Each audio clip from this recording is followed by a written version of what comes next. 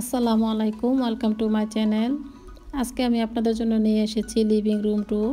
আমি আমার লিভিং রুমটাকে কিভাবে সাজিয়ে গুছিয়ে রাখি সেটাই আমি আপনাদের সঙ্গে আজকে শেয়ার করছি। তো জাস্ট আমি সিম্পলভাবে আমি আমার লিভিং রুমটাকে সাজিয়ে গুছিয়ে রাখি যেভাবে, সেটাই আমি এখন দেখাচ্ছি আপনাদেরকে। এটা হচ্ছে আমার বড় সোফা, আর সাইডে একটা সিঙ্গেল সোফা আছে, তার পাশে হচ্ছে টিভির দুই সাইডে দুইটা টি টেবিল, এই পাশে একটা, হাতের ডানে একটা, বামে একটা রেখেছি, আর নিচে রেখেছি বাচ্চাদের খেলনা, এমনকি ভিতরে ডয়ারগুলোতে ওদের পুরনো বুকস রেখেছি। আর এটা হচ্ছে আমাদের মিডিয়াম সাইজ সোফা, এটা আর একটা সিঙ্গেল সোফা। আর এটা হচ্ছে আমার টি টেবিলের উপরে আমি ছোট্ট একটি ফুলের টব রেখেছি। তো এইগুলো দিয়েই আমি আমার লিভিং রুমটাকে সাজিয়ে গুছিয়ে নিয়েছি আর কি। তেমন বেশি কিছু দিয়ে সাজানো হয়নি। আর আমার এই ফার্নিচারগুলো আমি কাঠের করেছি, কারণ ফার্নিচার কাঠের হলে আমার কাছে সবচেয়ে বেশি ভালো লাগে। তো তাই আমি কাঠের ফার্নিচার অর্ডার করেছি। আর এই কাঠের ফার্নিচারগুলো আমি নিয়েছি ইন্দোনেশিয়ান থেকে। ইন্দোনেশিয়ার ফার্নিচার সবচেয়ে বেশি ভালো। আর এটা হচ্ছে আমার ডাইনিং টেবিল, জাস্ট সিম্পল এভাবে রেখে দিয়েছি, তেমন বেশি কিছু দিয়ে আমি সাজিয়ে রাখিনি, সিম্পল থাকতেই আমার কাছে ভালো লাগে। আর সোফার যে পিছনে আমি রেখেছি আমার এক্সারসাইজ মেশিন।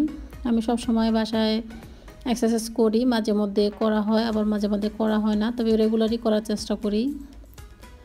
বাইরে যেহেতু পার্ক আছে, পার্কেও হাঁটতে যাই, এমনকি জিম করি রুমে। জিমেরও টুকিটাকি কিছু কিনে নিয়েছি বাসায় করার জন্য।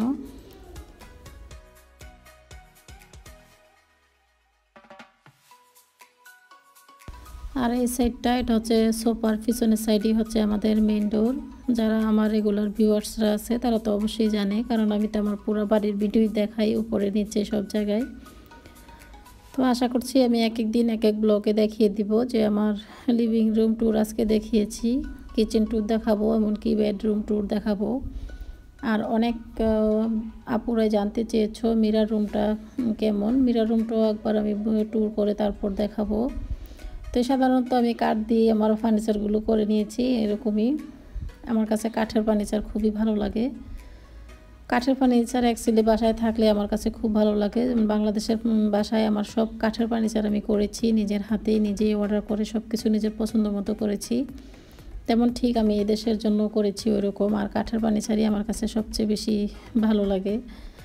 তাই তো আমি আমার লিভিং রুমটাকে জাস্ট এরকম সিম্পলভাবে সাজিয়ে রেখেছি, এরকমই রাখি। আর নিচে আমার কার্পেট আছে, কার্পেট অবশ্য আমি বিছিয়ে রাখি না, কারণ প্রচুর গরম বাহিরে, এমনকি শালির নিচে বসে দুষ্টুমি করে, তাই আমি আর কার্পেট দিয়ে রাখি না, কার্পেট উঠিয়ে রেখেছি। এমনকি ডাইনিংয়ে সিঁড়ির পাশেও কার্পেট আছে, সবগুলো কার্পেট উঠিয়ে আমি স্টোর রুমে রেখে দিয়েছি, সেগুলো আমি ব্যবহার করি না। তো এইভাবে আমার কাছে ফাঁকা থাকতে খুবই ভালো লাগে, একদম ফাঁকা, তেমন বেশি ইজিবিজি ফার্নিচার বা তেমন বেশি ইজিবিজি করে সাজিয়ে রাখাটাও আমার বেশি পছন্দ না।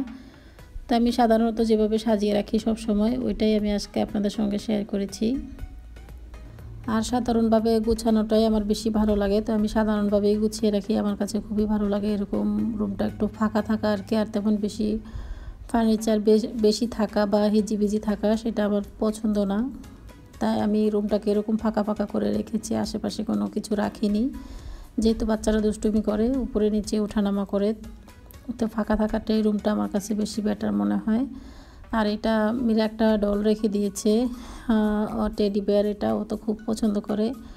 এটা কিন্তু অনেক বড়, ও ক্যামেরন হাইল্যান্ডসে যখন ঘুরতে গিয়েছিল মালয়েশিয়া পাহাড়ের উপরে, ওখান থেকে ও এটা নিয়ে এসেছে। তো এই তো আমার লিভিং রুম ট্যুরটা আপনাদের সঙ্গে শেয়ার করেছি, আজকে এ পর্যন্তই। সবাই ভালো থাকবেন, সুস্থ থাকবেন। আল্লাহ হাফেজ সবাইকে।